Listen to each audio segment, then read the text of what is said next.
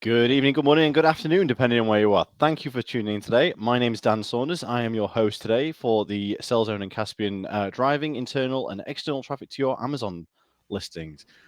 We're just going to wait just a little while just for a few more people to join us. But in that time as well, we're just going to go around and just do a quick who's who, where we are.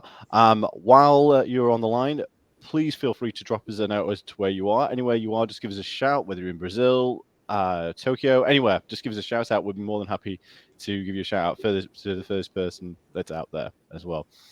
Just to let you all know, just for participating in this this webinar, you have now got a 90-day free access trial to the Sellzone tool. So there'll be a link on that a little bit later on today, but we'll go into that in a little bit more detail as well.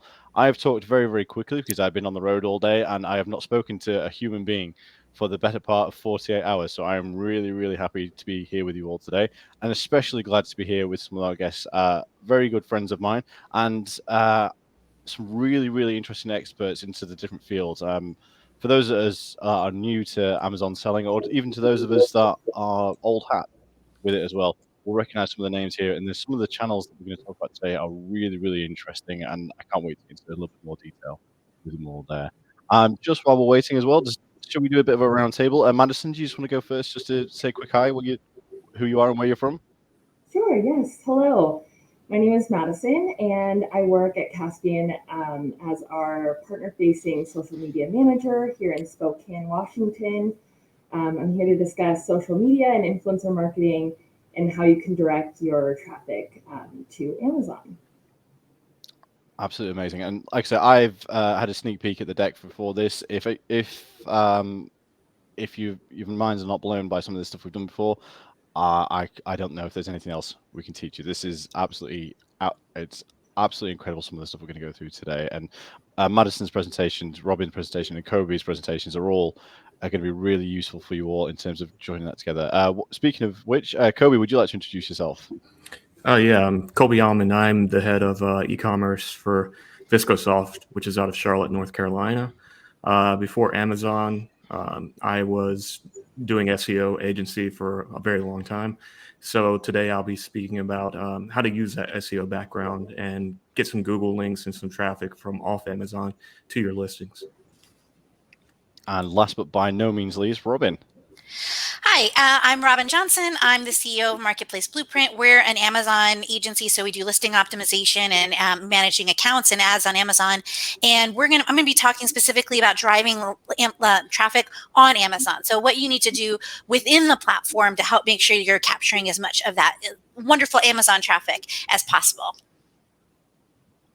Absolutely amazing. Thank you all for being with us here today, and I really appreciate you taking the time to go through this all with us as well. I'm probably the least interesting person on the call. My name is Dan Saunders. I started out selling on Amazon circa 2012. We were just talking about how easy life was back then. For anyone else that was in that margins at those times, welcome to the future. Life's just got a lot harder for us all. So let's just give a quick shout out to where we are. Someone that I know very well doesn't live in Istanbul. One of our friends here at Sellzone, Eugene, who's currently in Istanbul. We have also got Dell, who's in Georgia. We have got Coffee Sympathy, which you're going to have to give me a break for at the moment in time. You see this Stein right here? This is literally just full of coffee. In the UK, it's 5:06, so I'm going to be up for pretty much most of the night on that one. And who else have we got? We've got Water Sentinel in California. Thank you very much for everyone joining us today. Any questions you've got, just fire them over. I will make sure that I'll get through them all today. If we don't, I'll make sure that we get to some of our speakers to get through from those for us as well. Right, let me share my screen to show you what we've got for you today. If anyone thinks I'm just looking away from that way, because it's got it on the bigger screen and I want to see what everyone else is happening today. So let's have a look here today. So what we're going to be talking about is driving internal and external traffic to your Amazon listings. Now, we were literally just talking about this before everyone came online. Long gone are the days when you could keyword stuff and get away with it in Google or Amazon. They were so much easier. way back when. But these are some of the different techniques that we're all doing now to drive our Amazon listings. We're going to be talking about external traffic, internal traffic, and all these different external factors that a lot of people don't know about, and I am quite keen to get out into the open for us all as well. So if I could just move us on to the next slide. He says, having lost the button for that. We've done the introductions, but as we mentioned, Robin's going to be talking to us about internal traffic, Kobe external in terms of Google. Now, there's some quite interesting topics around there as well, but I won't spoil it. I will let Kobe go through it in the world. And Madison as well is talking about external traffic. It's some really, really interesting thoughts that we're going to go through today, and I can't wait to take them all through with you as well. So just to give you a bit of background as to who Sellzone and Caspian are, Sellzone is an Amazon tool that's powered by SEMrush. Those of us that are in the Google SEO business all know SEMrush very, very well. Sellzone is an Amazon-specific tool, and it's one of the world's leading marketers as a SaaS platform. It's created by SEMrush as designers specifically for Amazon. So there's no sort of half guesses or half measures. All the data in there we've got is for Amazon as well. And the thing that separates them from everybody else is the data behind it. As we all know, Amazon is very, very cagey with what data it has. So we've got to be as prepared as we can possibly be as well. Caspian, obviously I could just read the bullet points from there. I'm not going to insult anyone's intelligence. Madison, do you want to just give us a quick once over as to what Caspian's goals are and who you guys are and who you help? Absolutely. Caspian is a leading e-commerce company that optimizes and grows brands across today's leading marketplaces such as Amazon, Walmart, and Target. From marketing to logistics, Caspian provides everything a brand needs so that they can focus on what they want. And this is why I didn't want to read the slides, because that's so much more useful than anything we've got there. Just from our side of things as well, I'm going to hand over now to Robin.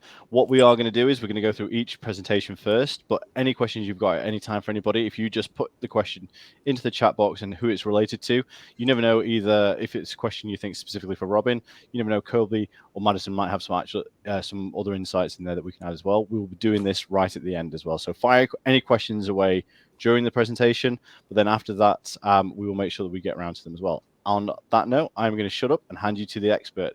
Robin, if you'd just like to take us away. All right. I am super excited. I love getting to geek out about Amazon and internal stuff. So, when you think about internal traffic on Amazon, it can be kind of easy for us to think like, oh, I have that handled. I see a lot of when I'm auditing accounts or I'm even auditing sometimes other agency work, like sometimes there's fundamental pieces that got missed. And a lot of times, especially with private label sellers, when we look at this, how they approach their keywords, they're starting here with, like, if you look at the slide, step 3, and they're really looking at that reverse ASIN search as their first step. When you do that, you miss out on a lot of really great data that's in that brainstorm list, and potentially those could be some of your best terms if your competitors haven't capitalized on those. So sometimes if you're struggling with your organic traffic, it's good to just go back to the basics. And it's also important to remember, like we were talking about, the wild west days where we could put 5 things and we could keyword stuff and it was great.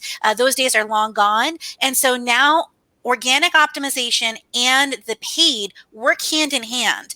And, unless you have a lot of brand search volume, you're really going to need to use both in order to capture all of the available market share for your potential products. So when we're starting, we want to make sure we're starting with the basics and making sure we're really looking at the brainstorming that list, expanding those keywords from there, then using the reverse ASIN search, then using that frequency counter to make sure we're getting the most relevant keywords and unlocking those individual keywords that open up the largest number of longer keyword phrases that are relevant for our product. Now, when we're doing keyword research, we want to remember that people find products primarily through search. So unless you're driving that external traffic, be ranking organically and having ads for the keywords that are important for your product are going to be the main ways that people find your products on Amazon. So it's all about maximizing your access to the doors that have the most customers that are most likely to buy your product. Now, the things I'm going to talk today are, they can be kind of basic, but these are the things that we're using with large and small brands to help them get really great results. We had a $40 million company that has been in brick and mortar for a long time. That was across all their channels. We were able to do 118% year over year with just kind of these basic things. And then we're about to do about another 100% growth as we head into this next year. So it is something you can generate really strong results. Even if your brand already has a strong presence, you can make these changes and make a dramatic difference. Now, when we're doing the keyword research, it's important to kind of look at both that reverse ASIN search and the original. And with that reverse ASIN search, there can be a lot of really good data that you can get. And we want to make sure that we're gathering all of those keywords and making sure we're getting all of the different use types and ways that our customer might recommend our product. And we can also look at kind of, one of the things I like about Sellzone is we can kind of look at that average position and we can look at kind of not only the volume, but also the SERP feature. So you can see, all right, this one has editorial or this one has Amazon choice. So it kind of helps you to identify where those SERPs are and how competitive they could potentially be. Now, if you do a lot of reverse ASIN searching and you find that you're getting a lot of erroneous results. When we're training people new on our account, when we're checking their original keyword research, usually it's because they've tried to do reverse ASIN search for keywords that while they're relevant to the product that they're selling, they have multiple keyword products. So let's say if I was selling this Star Wars shirt and then I'm also selling a Jar Jar Binks shirt, and then I put when I'm doing the keyword research, I put this shirt, the Jar Jar Binks shirt, and maybe something from one of the sequels, a character from that, maybe Rey. They're going to share both shirts and they're the profile of a T-shirt, and they're going to share the profile of a Star Wars shirt, but there are going to be different keywords that may not apply. So somebody who's searching for Jar Jar Binks is probably not going to buy this original, the regular logo. So you want to make sure you're getting clean keyword profiles. So if you're getting a lot of keywords that don't make sense, it could be like something like maybe you're trying to sell this shirt and you did a Star Wars mug.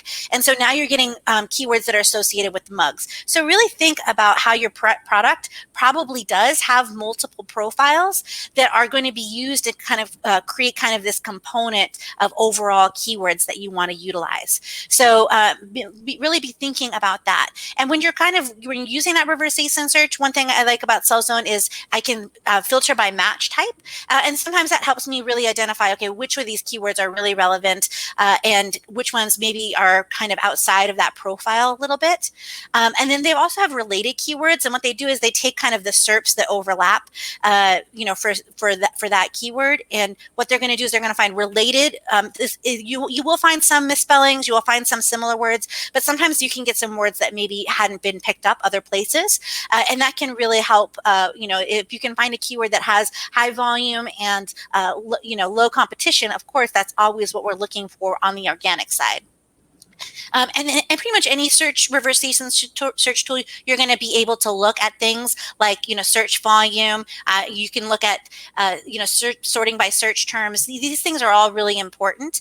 And then as you get that big list of all the keywords, whether it's, as you're doing that keyword research, we want to remember that not all keywords are equal. We want to avoid those irrelevant words. We want to focus on the buyer intent and what is really going to motivate our customer. And the reason for that is because Amazon has really been limiting the number of characters that we have. So before the goal was get as many keywords as you can. Doesn't matter how far, reach to the edge of the galaxy. That's fine, because we want to try to get an index for as many keyword phrases as possible. Now we have a finite limit. We have character limits. In some categories, we're seeing bullet limits. We're seeing the back-end search limits. So now there is a finite number of words that you're able to use. And so we want to make sure that we're focusing on those most relevant words. And also CPCs have driven up significantly. And I don't know if the other folks have seen it, but as Facebook has had some trouble, I've seen CPCs drive up even more. So your ad budget isn't going to stretch the same way that it did 2 years ago. So you need to really narrow the number of products maybe, and the number of keywords that you're really focusing on trying to get those results for in order to get better overall results. So this means with this finite amount of words, we need to really be strategic about what keywords we want to put in and how we want to put them into our listing. And we do that by really looking at the psychographics of our customer. What are the keywords that are really going to motivate them? If I'm selling a really technical product, maybe I'm going to focus on more of the technical keywords. If I'm looking more at a product where it's maybe the office manager or the secretary that's buying this technical product, I might use more layman terms. So understand who's buying your customer, who are the primary causes, and use that to help you triage the correct words for your products. Now, a lot of times what I see is also people start with the title, then the bullets, and then they go to the back-end search terms. You're missing all of these wonderful opportunities in the structured data where we have, genre, flower, like colors and fabric types. Some of those keywords could potentially go in there. And then that gives you an additional space for those keywords on the back-end search terms. We try to limit the back-end search terms to those things that just really did not fit in the copy when we were trying to really optimize for the customer, or for things that maybe we don't want to advertise, alternate use types that maybe we don't want to really promote on the front facing side of our listing. So this is the step that I also see a lot of people miss is we create our listings and we say, okay, this is what we think is going to motivate our sellers. As we run those ads, we want to check the ad data and say, all right, I really thought people were going to come in under this main keyword, but people are not converting. I'm getting a lot of clicks, but I'm not getting a lot of sales. I can see that from my ads. So I'm going to rewrite my keywords, or maybe a bullet in my keywords, or in my bullet in my listing, to really maximize on this other keyword that does convert really well and that I have seen from my advertising go really well. And don't be afraid to A/B test different versions of your bullets. Sellzone has a A/B testing tool that works really great. Just one word of warning: we need to be especially careful right now around pesticides, antimicrobial, and then eco-friendly is a new one. So watch those buzzwords that set Amazon on fire, and make sure that you don't get your listing suspended. But A/B testing is a great way to really hone in and give yourself that, especially when you're in a competitive category, if you're a private label brand, doing that A/B testing, you're always looking for that incremental advantage, right, in your advertising. Doing that A/B testing helps you get that incremental improvement that can help, or not only help your ad performance, but also your organic sales. And we want to maximize the number of keywords, but we also want to have these two conflicting goals. We have to balance making sure that we have the most number of keywords, but also that we're making our copy really compelling that customers want to buy our product. We can't forget that this is not just an indexing opportunity. It's also our sales page. And so we have to make sure we're balancing those two goals to make sure we get the best results for our products. I wrote an article for Sellzone a while back ago about why is my listing not selling? So it kind of goes through these 7 points. So if you're struggling, you feel like you've done all this, go through this article, and it might help you find some of those pieces that maybe you might have missed as you were optimizing your listing to help make sure that you have everything that you need here. Now, Amazon prioritizes conversion. We know that, right? So we want to make sure that we're helping Amazon see that our product is going to convert really well to help with the organic. And like we were talking about before the webinar started, now really their advertising is a table stake.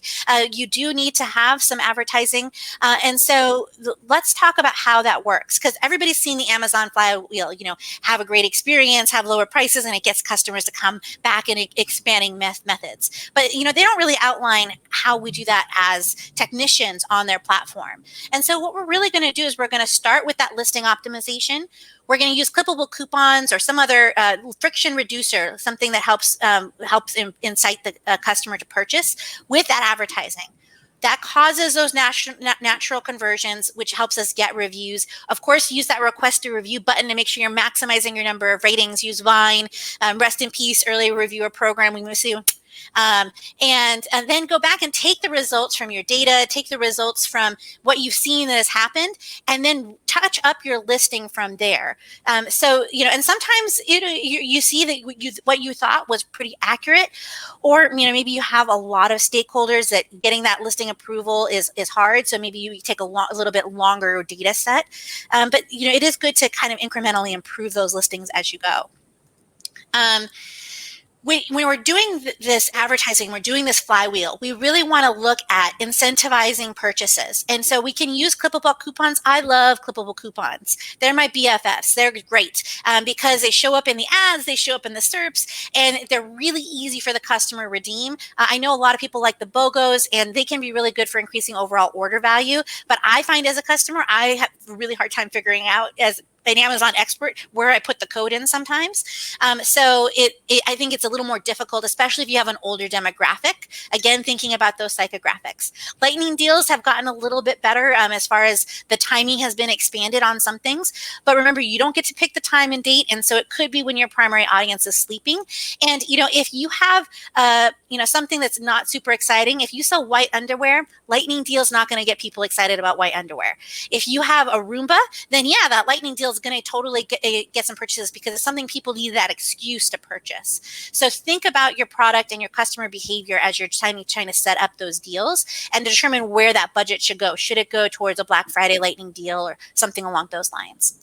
And we want to think as we're starting to talk about ads and how we're going to use that advertising in Amazon to drive sales. We talk about brand awareness, we talk about performance campaigns, and performance campaigns are really important, but we want to think beyond just short-term ROAS. Sometimes it's good to have a keyword ranking campaign where we're focusing on trying to drive a specific keyword for a product. So we did this for a product. I changed the name of the product here and the search term to kind of protect the name of the client here. But there was a keyword like, one of their main keywords they were indexing for. We started advertising and the ROAS dropped on that campaign from $12.9 to $4 to $5. And then it rebounded as it had that first organic position for 3 weeks. Then we started to pull back that advertising and the ROAS returned to where pretty close to where it was before, but it doubled the sales on that same ad spend. So it really did make a big difference and that did stick. So these keyword ranking campaigns can really be powerful and helping you to generate more sales and give you the opportunity to pull back those ads as you have some success. And of course, you need to monitor that position. And sometimes you kind of do need to do some repair on that ranking.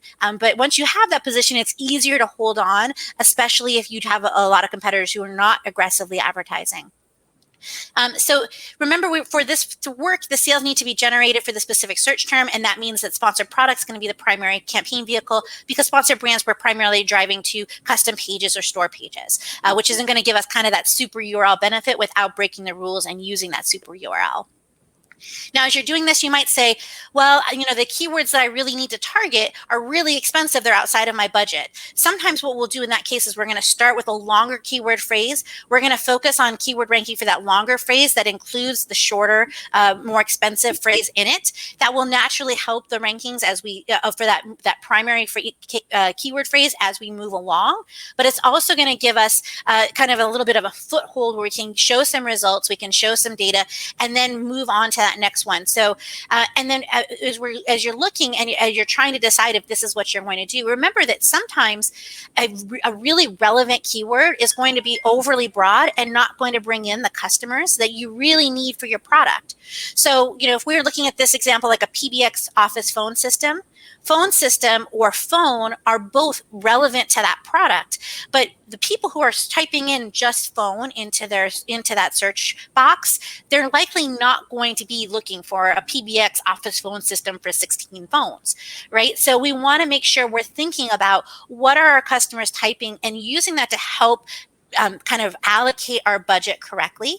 And if you find you're just not getting anywhere, especially if you have a large product mix, sometimes one of the most important things to do is to say, I'm going to consciously not advertise some of these products, and I'm going to focus the bigger ad budget on a smaller number of products so I can have more results. And then you can kind of, as you pull back on some of the ads for that primary product, you can reallocate that ad budget to other products. Think about margin, think about sell through. And then right now during like this crazy logistical $30,000 container world, think about what are your current stock levels. Pull back on those ads as necessary to make sure that you're not advertising for something that you're going to run out of stock on, keep that margin and let it sell out organically. And then you'll have a smaller gap as you go back to restock as far as falling down the rankings. So there's going to be a little bit more strategy this year in making sure that you're balancing your advertising and your sales quota goals with also thinking proactively about stockouts and how you want to prevent that to avoid problems next year for you. So with that, I'm always super excited to hear about what Colby has to say. So I'm kind of anxious to get to hear what Colby says. So that's all I have for me. So I'm excited to hear what everybody else has. Oh, that's amazing. I'm not sure where Robin's just disappeared to, but I'm sure she will be back very shortly. We have all just got used to the whole screen share button being right next to the Leave Studio button. So forgive us the technical faults. Just while Kobe's loading up, just to give a few more shout outs where we are. So we've got New York, we've got Natalia from Russia, we've got Katie from Spokane, and Kimberly from Spokane. We've got apologize. I am going to absolutely decimate your name here. I am so awful with it. I do apologize. We're British, and I will say sorry even if it's not my fault. Rugby from Dubai, and we are into a full list of questions. Kobe, are you ready to go? Sorry, mate, you're just on mute. Sorry. Yeah, all right, man. It's cool. We're all learning here. So today I'm going to go into something kind of new that I've never done before as an Amazon seller, and that is focusing on driving external traffic to our Amazon listings. And you might ask, why do I want to drive external traffic? It's because when you're selling on Amazon, basically when you hit the point that you have no more users that you can go after, you have to go off Amazon to find those users outside of the Amazon ecosystem. So Google's a very good way to do it because one, it's the largest search engine, and two, a lot of the people and a lot of the users start their search for a product on Google itself. So the benefits of driving external traffic is it provides that reach off the Amazon platform. And think of it like this. They're going to look at the affiliate pages about the product and see, what the reviews are and what people reviewing the products are actually saying about it. And one of the biggest benefits to them going from Google to Amazon to purchase your product is that the Amazon algorithm really loves off Amazon conversions. We don't know how much, but it's one of the ranking signals that they do use to help improve how you're ranking against your competitors. And using Sellzone and the traffic insights, it also gives you kind of a sense in what your competitors are doing. Are they going after affiliates? Are they going after bloggers? What types of links are they going after? And the biggest thing here is choosing your competitors right. You have to evaluate your brand competitor size and their rankings in comparison to your listing. Essentially, you don't want to go after the big fish immediately if they're not comparable to you. You want to go after somebody that's very similar to your listings that you're, exchanging rankings with, just to see what they're doing. And one thing I like to do is if a new brand shows up on page one for a keyword that I'm going after, is to look at how they're ranking up so quickly and kind of evaluating what tactics they're using, and especially what off Amazon tactics they're using. How are they driving this traffic, these conversions, and how are they getting up there? And with that, I try to avoid the bad actors, and we all in every category know who they are because they're using black hat techniques to get to that page one for the specific ranking. So you don't want to, use the tactics that they're using to rank your product, because chances are you're going to get banned from the Amazon platform, and we really do not want that for your listing. So we're going to go into using Sellzone's traffic insight tools, which I found very useful in the past few months to evaluating what my competitors are doing and driving that off Amazon Google traffic. Like any Amazon seller or conference that you've been to, we're going to use the world of garlic presses as my example here. And so I loaded up one of the ASINs for the top garlic press ranking keywords or ranking ASINs to the Sellzone traffic insight tool. And what this does is it spits out the Amazon organic, Google organic referrals, shopping ads, and display ads of your competitors. With shopping and display, it has to be connected to your own advertising account. So it's not going to show your competitors, but we're going to focus on the top 3 here in terms of how we're going to go about using this data. So with Sellzone, you can see the reach by channel, which is the Amazon, Google, and referrals, and kind of evaluate, how are they ranking organically on Amazon, Google, and what kind of referring domains they're getting. And Sellzone makes it very easy for you to take an overarching look at exactly what's going on with every ASIN that you're ranking. And one of the cool things about it is you can plug in multiple ASINs and kind of see, how your competitor is doing against you, or how 2 competitors are doing against each other. So it's very useful in comparison and kind of seeing how you line up against your competitors. So we're going to dig into the world of garlic presses, and what we're looking at here is Amazon organic, kind of what Sellzone spits us out, and we can kind of see the volume that they're ranking for and the keywords that they're ranking for in terms of volume, the average position for that keyword, their traffic, and kind of the competition that's going on there, and that's just within Amazon. Next is the Google listings, or the Google traffic, and here we can see the volume of the keywords that they're ranking for on Google, kind of their max position, the traffic, and the devices that it ranks for. So we really want to dig into that and determine what they're going after, what keywords they're going after, and really what they're ranking for. And we're going to dig into what these data points mean a little later on. And probably the most important that I like to look at is the referring domains and what is linking to their ASIN on Google. And we can plug that in and kind of see the authority score, the backlinks, how many links they've gained, how many they've lost, and the competition of that that page that they're ranking on Google, and what's linking to them.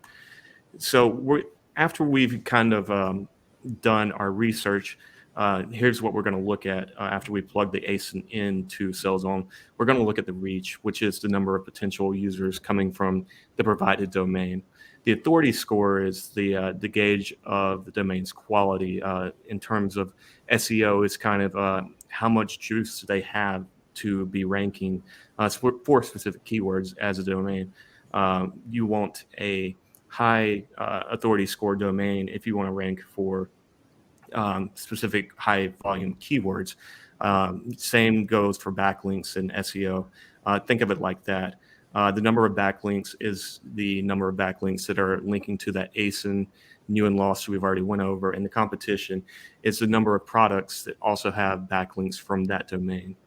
So to go more into it, for the reach, I look for kind of an in-between before higher and lower. The higher that the reach is, it means that you're less likely to get a response if you hit up that site to put your ASIN and link to them from it. It's just because it's probably one of the BuzzFeeds or New York Times or something like that, where you're more than likely not going to get an editor willing to make that change. The lower traffic, usually it's not worth your time to go after, because it means it's not ranking well. And you really don't want to waste your time with it. When you go for something in the middle that has, a decent authority score and a decent reach, you're more than likely to find somebody or a blogger or an editor that's authentic that you can really reach out to and start a conversation with about including your product into their content. Of course, authority score, the higher it is, the more likely it is to be ranking for the keyword that you're going after. And lower means it could be new. It could, get a better authority score later on in the future. But for right now, we want to focus on the higher authority scores or something in between, just so that we know with the time that we're putting in to get this link, it's at least going to rank for some keywords, whether it be the main keyword or something long tail. At least you're going to get some traffic and some conversions to your ASIN from that keyword. And backlinks, if it has a huge number of backlinks, it usually means an affiliate site. It's just really hard to get in contact with some of the affiliate marketers because a lot of their content is set it and forget it, which means that they're less likely to go in and edit it, or they've either scraped the Amazon listings and have an automated tool that ranks it or includes the content. And lower means that it's usually a mom and pop blogger, and they're going to be less likely to link. But there are some tips and tricks to really cozy up to them and maybe get a link to your ASIN from them.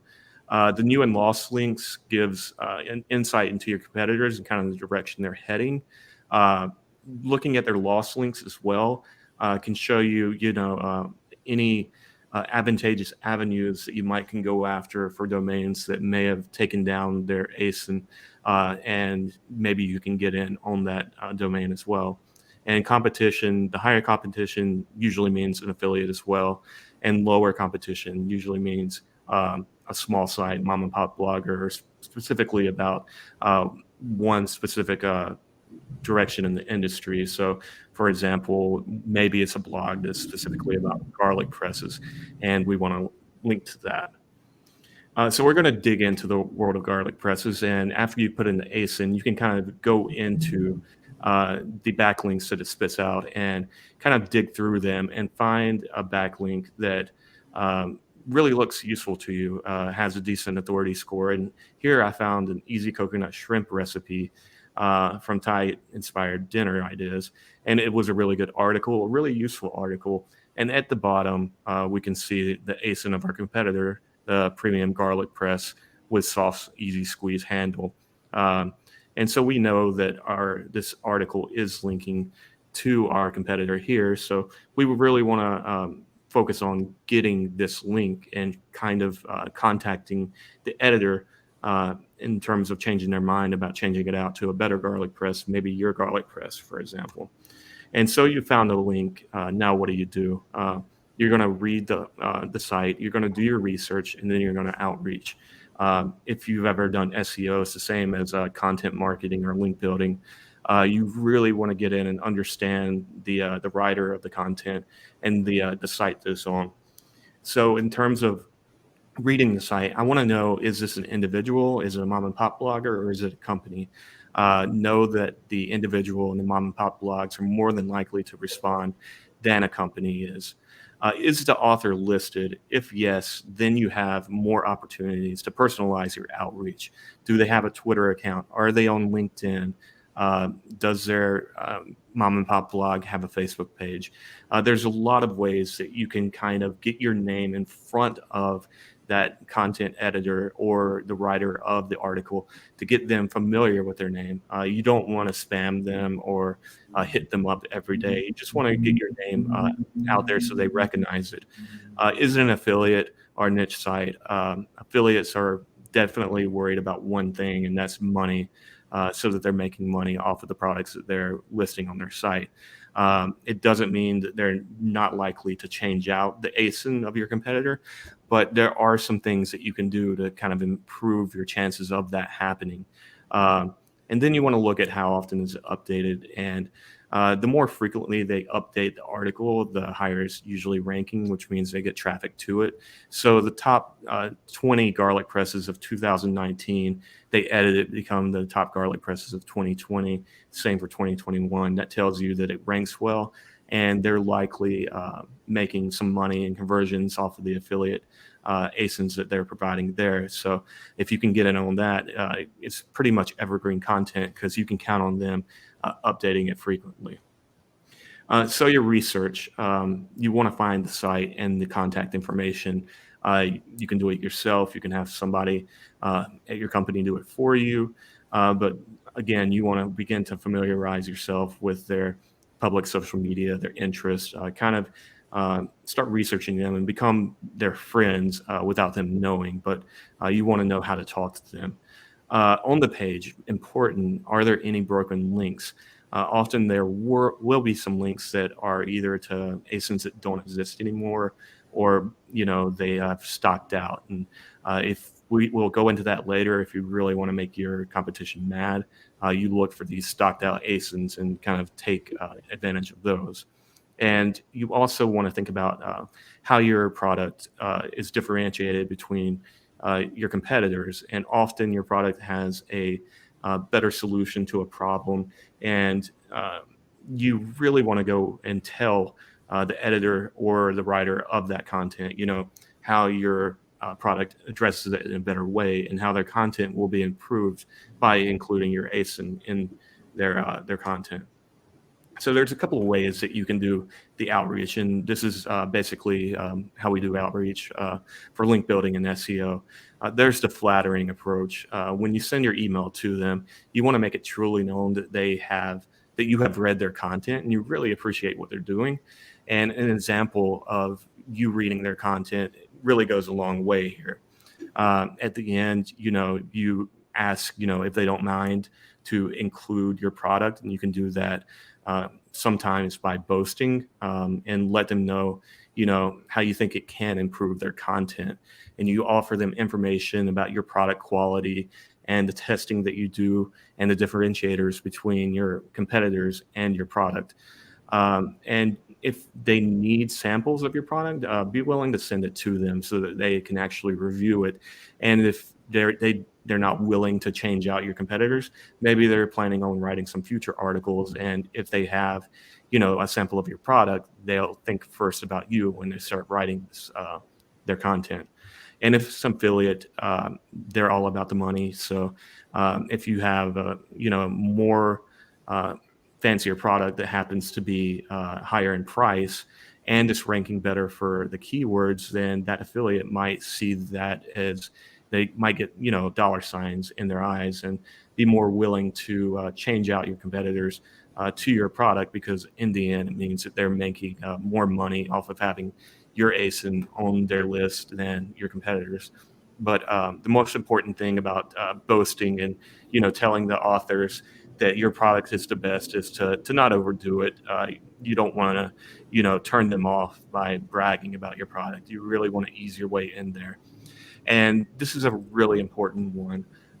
If they have broken links, say that you found the broken link on their page and offer to help them by providing your ASIN, and just let them know your ASIN fits in perfectly with that content, and give them, the link and say all you have to do is insert it, and you're good to go. Most of the time, people appreciate the fact that you did notice the broken link, and they will actually plug it into their content so that it doesn't include information that the user can't get to. And this is the biggest thing. We talked about the help here. And if your competitor goes out of stock, which is happening a lot with the supply chain and demand that's going on right now, plug in their ASIN and see where they're getting their backlinks from. And chances are, if they're out of stock and they're on an affiliate page, you can say, we have stock, and the affiliate marketer is going to notice that they're losing money. So they're more likely to include your ASIN there because you do have stock. And the more you remain in stock, the more likely your product is to stay on there.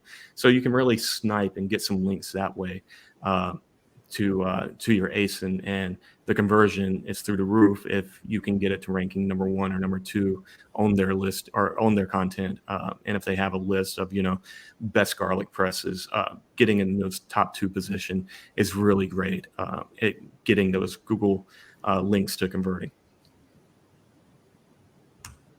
And if we have any questions, be good to go. That's grand. Thank you very much, Kobe. I really appreciate that. Some really useful advice there. And we've got quite a lot of questions that we will be getting to very, very shortly. But last but very not least, Madison, are you ready to go to share some of your insights? I think so, yes. Hello. So I first wanted to talk about what inbound marketing is. Now, Google Ads and the other topics we discussed today are versions of inbound marketing, and so is social media and influencer marketing.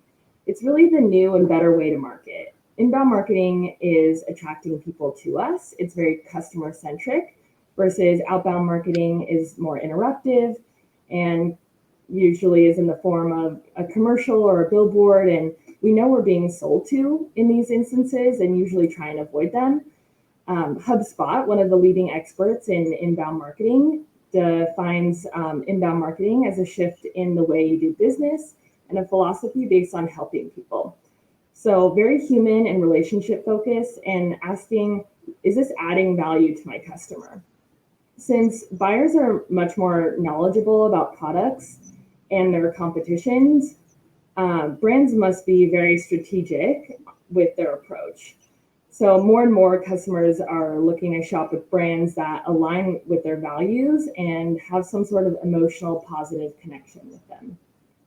Let's dive into social media and how you can and should drive traffic to your Amazon listings. One of the key elements I use for social campaigns is the Amazon Attribution program. I'll be referencing it in my slides, so I'll explain it briefly.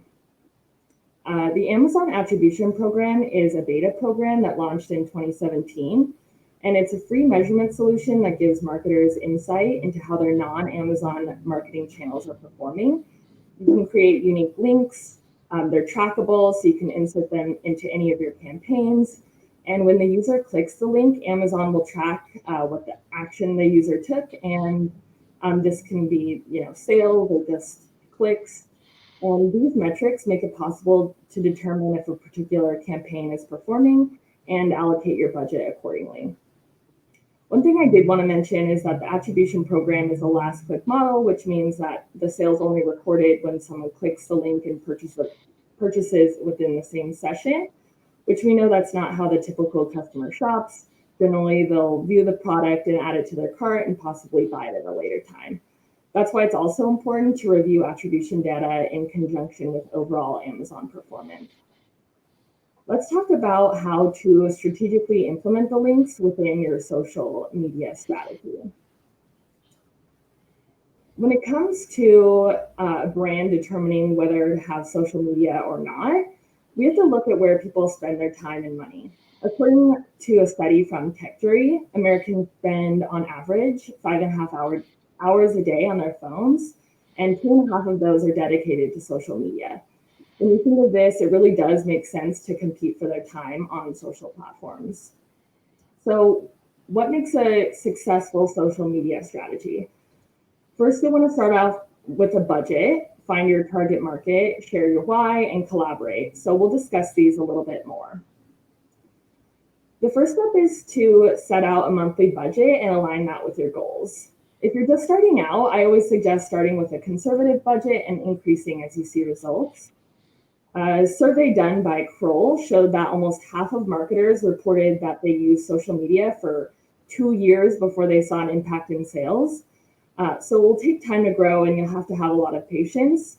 In my experience, brands who are willing to commit a standard amount of marketing spend, anywhere from 4 to 8% of total revenue, would start to grow within 6 to 18 months, depending on the product. The next step is to get to know your audience. Who are they? What do they like? And align your content to that. You can find this by analyzing data you currently have from your website or social insights. If you don't have that information, there are other methods such as social listening, where you monitor keywords and hashtags about your brand or your competitors. Once you find out more about your audience, you can research the platforms they're on. I usually recommend posting on both Instagram and Facebook to start, but consider other platforms that might reach your target audience better. The next step is to keep your brand's why in mind. Post content and interact in ways that allows your audience to connect with you. Your why, when approached with the inbound philosophy, can establish trust and show your value to the market. Why are you in business? What makes you different? Once you have that, you can align your content to tell the story for you. This will help your audience create a deeper connection with you and be more likely to return. So how do you create or choose the right content? For Instagram, content is mainly shared through imagery and videos, whereas Facebook is more multifaceted. You can create events or groups. One thing that both of these platforms have in common is that you need to be consistent. Post often, respond to messages and comments as soon as possible to start building those relationships. For content, I rely heavily on influencers since it's created by someone who believes in the product and has an eye for marketing and making it look very lifelike and real. I always recommend directing to Amazon, definitely using those attribution links. Customers are 89% more likely to buy from Amazon than a website. Here's a case study we did for one of our brands, Combat Wipes. They came to us and we were able to develop a low-cost strategy using the attribution program to track our efforts and expand our reach in the right direction. The results since managing their account, we've been able to increase over 400% in followers and engagement on Instagram, and overall increase channel sales by 20% using mainly inbound marketing alone. Next, let's talk about influencers. Influencers are the new word of mouth marketing. When you're directing your social media via influencers, you want to make sure your pages are professional enough to be able to convert a potential shopper. So if you're selling workout equipment and there are only pictures of birds on your page, you're not likely to convert any viewers. There are two types of influencer campaigns, product exchange and paid campaigns. Depending on your budget and goals, you can work to find people who are interested in free product in exchange for a post or review, or find someone who you pay a cash incentive to create more professional content. A study in 2018, so a little bit older, from the Digital Marketing Institute found that 49% of customers purchase products based off of customer recommendations, and 86% of women use social media for purchasing advice. And I'm sure that's gone up since that study. So how do you find the right influencer fit?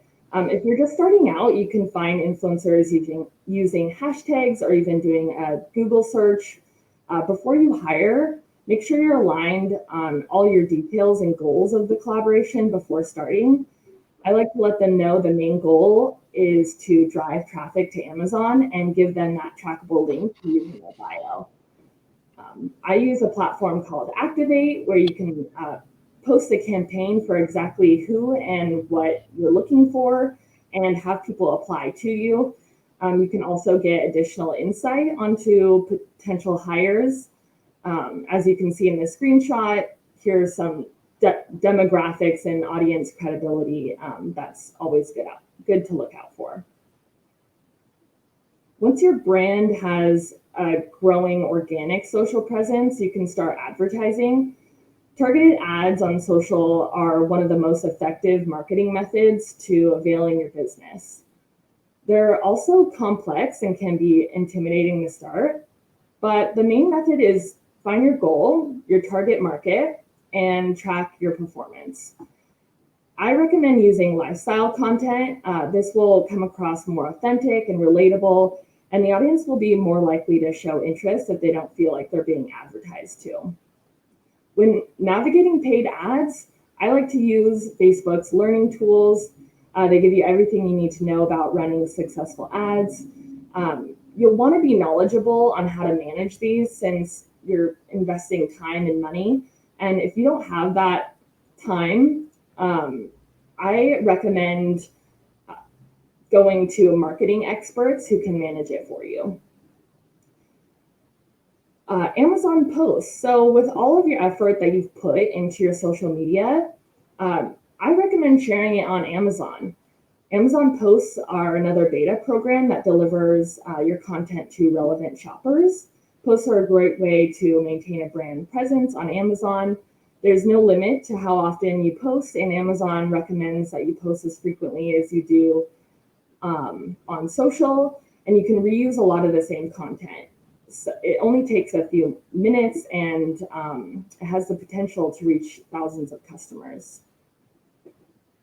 To conclude, we want to market as we would want to be marketed to. Be human, periodically direct traffic to Amazon, and use the attribution program to analyze your efforts. A brand will flourish if using that inbound marketing approach holistically. And Caspian and Sellzone have prepared some special offers for our viewers. We put the links in the description on YouTube. Thanks, guys. That's amazing. Thank you so much, Madison. And exactly as you said, there are some amazing offers that are currently going live. The links are just in the chat box as we speak. Feel free to take advantage of those. I know I certainly will be, especially going forward on the Caspian side of things as well. So we have got nearly 3 pages of questions to get through. So I am going to have to rapid fire through these because I appreciate we've only got 5 minutes left. And I did say we will get through as many questions as possible.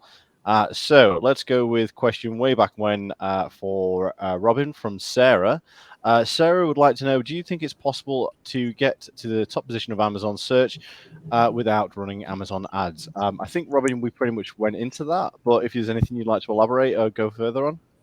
Well, if you're selling left-handed underwater basket weaving kits for double amputees, then yes, you can. So if you are selling something so kind of like niche-y that there's not a lot of other competitors, then yes, you can 100% rank without advertising. If you are selling garlic press, no. That's not possible. So you have to look at the competitiveness. And so if you're coming and you're like, I have no advertising budget, but I want to come to Amazon, then you need to really flush out that keyword research, see if you can find something. And, you know, especially for new to category products, this is especially difficult because, you know, it's hard to do indoctrination and education on Amazon because it's so bottom of funnel. So unless your product is very niche-y or you have a lot of brand volume. So Lego doesn't need any ads to sell their products because people like my son already know what's going to launch. They're waiting for it to go so they can buy it. So if you have a rabid fan base, so if you've done a really good job in developing that fan base, then that's also a way. So it's not impossible, but it's improbable unless you have some other external force. Perfect. Thank you so much. Normally, I would ask our other guests to elaborate on that, but I'm again very, very, very conscious of time. And what I'm going to try and do, it's not going to be in the order that we had the questions, but I want to make sure everyone gets time for questions. So, Kobe, I'm just going to go for one for you right now. I apologize. The dog is just about to go to bed and is the baby, so you are going to hear her in the background. That's fine. How many products at a time would you recommend to compare within the Traffic Insights tool? And this is from Sarah. Typically, it depends on what I'm looking to do. If I'm looking to compare myself against a competitor, of course, I want to have 2 or more. But I typically like to focus on one competitor at a time. That way, I can direct all my attention to specific content and specific domains. It's a lot to take in at one time, and you really want to go and have the best outreach possible and the most personalized outreach possible to go after the best links that you can get on Google. So it depends on your focus and what you're looking to do, but always keep your eyes on the prize and don't overwhelm yourself if you don't have to. Perfect. Thank you very much for that. Madison, we've got one for you as well. We have got Coffee Sympathizer. Apart from social, any other inbound tactics you recommend to drive buyers to Amazon? Yes, absolutely. I mean, all of the topics that we discussed today were amazing. Blogs, I think that just using different tactics instead, not just social media alone, will definitely help increase your visibility on Google or any search engine. So I definitely recommend like a holistic view and just spreading your budget out as best as possible. Amazing. Thank you very much. Back to Robin. We've got one here from Prabel who says, we have a strong listing that has over, sorry, I do apologize. We have a strong listing that has over 6K product reviews. The top seller in the sphere has 30K reviews and sells over 30 times more than what we do. How can we increase sales volumes? We already run sponsored ads / brands. So, it used to be the one with the most reviews probably had the most sales. That's no longer the case because not all reviews are weighted equally. And so when you're looking to I would compare the keywords, do a reverse ASIN search on your listing and their listing and see which listings, what keywords they're ranked in the top for that you're not. So if you're ranked number 1 for 5 keywords and they're kind of weak keywords, and they're ranked number 1 for 75 keywords, and some of those are really important keywords, then I would focus on keyword ranking campaigns. If you're beating them there, then I would say that they're doing some other ad spend. So I would look at margins, maybe look at how your ads are being done. Most, you contact an Amazon ad agency that will do audits. I think most of us do, have an audit product that we can have to have those looked at. But those would be kind of my recommendations. So it could also be like what Colby said. There's some external traffic. So run that, do that same thing, the traffic insight tool like Colby talked about on Sellzone, and then you could identify some of that as well. And just to clarify, everybody here, no one on this call is paid by Sellzone, so this is just from our experiences and our stresses, how Sellzone have really helped us out in this as well. So hopefully you all can take advantage of that as well. Speaking of Kobe, hey Kobe, this is from Natalia, offering very good vibes. When doing the research, what is the easiest way to sort out the sources for the outreach? Maybe the traffic or the authority score or any other? I like to, it's kind of a combination of traffic and authority score, just because, again, you want to make the most of your efforts, and you don't want to go after, the buzz feeds and put all your chips in that basket.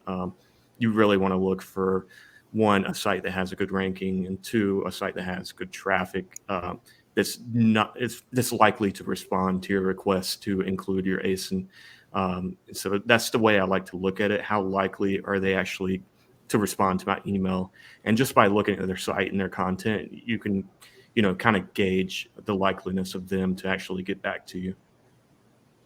Amazing. Thank you very much. And I'm really sorry, everyone, I'm having to quick fire. There's so much of these questions that I could add value to. I'm sure Madison could and Robin could as well, but it's just so, like I said, I promise we're going to get through this. I know we're already running late, but we've got questions and we're going to answer them. Madison, one for you. It's from Jerry. Do you have any advice on finding influencers linking to Amazon in Europe? I guess that in the US, it's very normal, affiliate Amazon listings, but not so much in Germany / the UK. That's a really interesting question. I would definitely use a platform to find influencers. Reaching out via Instagram is a lot of time. So maybe finding influencers who are a little bit more professional. I think that, and come to you, you can just let them know that that's kind of your goal. And that way you're not spending a ton of time, reaching out to people who aren't used to doing that. So maybe finding that platform that's a little bit more, influencer focused and letting them know that that's something that you want to do up front. Perfect. And if you have got any more specific questions for any of our speakers today, all of our social media profiles are in the chats as well. So please feel free to reach out to us directly. Like I say, feel free to reach out to me. I'm probably the most useless person on this call for you on that, but this is what we're here for as well. One back for Robin. This is from Leonard. He wants to know how is a keyword ranking campaign different from any other PPC campaign? So usually it's more as far as the objective, right? So you will get that lift from your regular sponsored product campaigns, but this is a campaign where you're not specifically looking at for the measure of whether the campaign is successful or not based off the ROAS is over 5 or the ACoS is under 30. Instead, we're saying we're really focusing on, we might have we want to keep the ACoS or ROAS at a certain point, but we're really focusing on trying to make a change in that organic ranking. And then that's the really objective of that thing. So that will that's really what drives the bidding strategy versus just regular sponsored products, where if you're just managing for ACoS or ROAS, then you might cut off that campaign because it's starting to be more expensive. It's basically you're changing the objective to focus on that organic ranking position, and then once you receive that, then you can pull it back and you can put that campaign right back into an ROI performance campaign. Amazing. Thank you very much. Another one for Kobe from Coffee Sympathy. So in an outreach email, should I mention that the competitors mention that they have my competitors link, or not really sure how to approach it if it's broken? That's actually a really good question. Because in a lot of cases, there are going to be multiple competitors on that page. But if it's a single one, I wouldn't necessarily mention the competitor's links outright. Just say, I noticed that you're writing about this specific idea, and I think my product would be a good addition to your piece of content. You don't want to seem like I'm here to sabotage my competitor. Please, put me in instead of them. Leave it up to the editor if they want to do that, but give them the information that they need about your own product, how it can make their content better, and just be nice about it. But if it's a stock out situation or a broken link to where the product doesn't exist, then I would point it out and say, here's, something that's not working on your site. I want to make it better. Here's a link that does work. And hopefully they'll, plug and play and go for that. Amazing. Thank you very much. Madison, I've got two for you. I've got one from Val and one from Kimberly. Val would like to know, what tools can you recommend for discovering insights about your target audience? And then Kimberly would like to know, how many influencers do you suggest a small, medium-sized business should hire per month?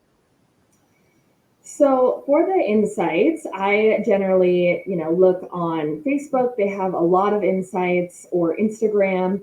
I use a publishing software called eClincher, and they give me a ton of insights. I do weekly reporting and also monthly reporting to kind of see the trends. And I would also suggest, obviously other platforms for influencers, finding those insights before you, purchase or spend a lot of money doing that.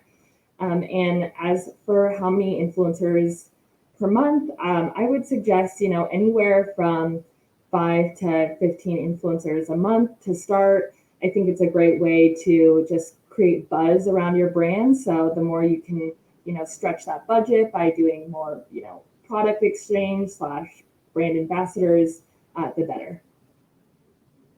Amazing. And for those of you who can't see, my little boy and my dog have joined the conversation. I'm just trying to entice him over. If he could just come and say hi to everybody. This is RJ, the reason that I got out of Amazon selling, because someone else here has taken up all my time. Apologies, but I thought I can't really leave him just stood there because it's way past his bedtime and he wants to come say hi to everybody. Just on those notes as well, these two questions were specifically for Robin, but I think they can be quite useful to add to the entirety of the group. Coffee sympathizer, and these are the last two questions, I'm afraid, everybody. Which incentives would you think would work better in Q4 in the holidays for Black Friday, Cyber Monday, or should I wait until these deals until the holidays? Open this one to anybody who wants to take a shot at it. So I think it depends. So some of the windows for Black Friday have already been missed. So, if for lightning deals, I think I forget. I lose track of time. It's all this big blur since 2019. But so if sometimes for like Black Friday for like a lightning deal, it's going to be an expensive placement. So depending on what your budget is, if you have Roombas, then 100% you should do that lightning deal at that, because that's going to make a big difference for you. If you have something that maybe is not that, I would make sure at the minimum you have that clippable coupon. I think clippable coupons drive better from the SERP and from the ads. So I would recommend at least having those clippable coupons on there, and then looking at if you have kind of something that people need that deal in order to purchase, then potentially doing the lightning deals as the best from my experience. But I don't know what Colby and Madison have experienced. I think this holiday season is going to be different than any other, just because of the supply chain. And so when we're looking at promotions and coupons, we got to look at our stock and, how long it's taken to, get the inventory in, how long it's sitting at the Amazon warehouse waiting to be checked in. And I think a lot of sellers are going to have to pick their poison when it comes to promotions. Do we want to stock out on Black Friday and then lose our rankings going into the Christmas season? or do we want to, slow it down and keep our rankings going into Christmas? It's going to be, a pick your poison situation for a lot of sellers. So yeah, just look at your stock levels before choosing those promotions or coupons this year, because I know a lot of people definitely are going to have this problem. Madison, I know it's not really your expertise, but is there any sort of promotions that you would think in terms of running with the different influencers, etc.? I think, yeah, just I do like the idea of, having more seasonal content come out for sure. Absolutely. Perfect. I'm sorry I distracted everybody. He is very, very, very cute. He has got all his mother's aspects and none of mine. So he is very shy. He then realized that he was in front of nearly 300 people. So he probably thought, actually, you know what? It's probably time for me to go to bed. Seems though I should have been in bed 20 minutes ago. Sidebar. Last question of the night. Thank you, everyone, for bearing with me. I appreciate we're running over, but this there's too much good stuff here and there's too much information not to go at today. So what do we think about misspellings within keywords? I've noticed misspellings of keywords sometimes have a higher search volume. Is it worth optimizing these keyword tools? Now, I'm just going to tell you an example from one of my friends. He sells cable ties. If you're watching, you know who you are. I'm not going to mention who you are. He spelt cable ties incorrectly on his advert and got the biggest order that he's ever had. He got 15,000 orders spelling cable ties wrong, and it's because he didn't realize he'd spelt cable ties wrong. So from my perspective, it's very much a must to take care of and think about, but I'm going to go hand over to my experts here. I think that the misspellings can be important. If you're trying to, so if it's a receiver and it's I before E and the E before I, that's not going to give you a big lift because Amazon automatically corrects for that.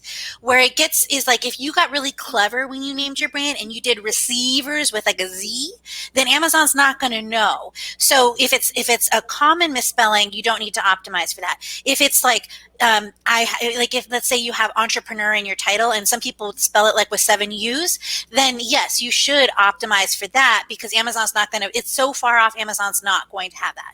So look at kind of, you want to do kind of a look at search volumes to kind of help you identify that. And you can, that can kind of be a key place. But it's not something that we want to, it can be really important, but it should be like a supplemental piece, not the linchpin to your entire marketing strategy. I don't know. Colby, what do you think about that? I'm going to give an example here. Dan, will you spell the word gray for me?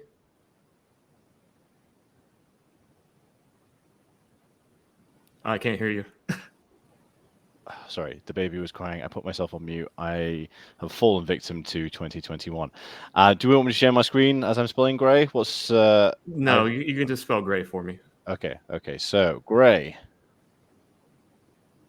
I've got Greyhound, Grey Anatomy, Grey's Anatomy's cast. I'm starting to think I'm being No, in the UK, how do you spell gray? Oh, Grey. Okay.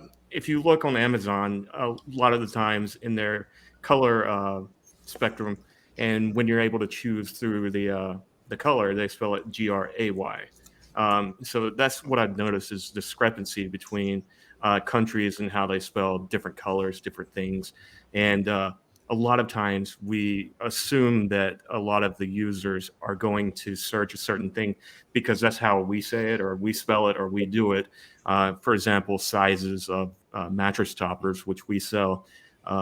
We tend to use Cow King in our titles when a lot of the users, and especially Amazon, use California King as an example in their filtering process. The same with Twin XL. Amazon uses Twin Extra Large in the filtering option. So they're not misspellings; they're just spelled differently anywhere else. And the same goes for abbreviations. I like to look at that. Are there more searches for the abbreviated version, or is it for the long tail keyword version? So you have to choose. Do I spell it out or do I abbreviate? But that's just a good example. Gray versus gray.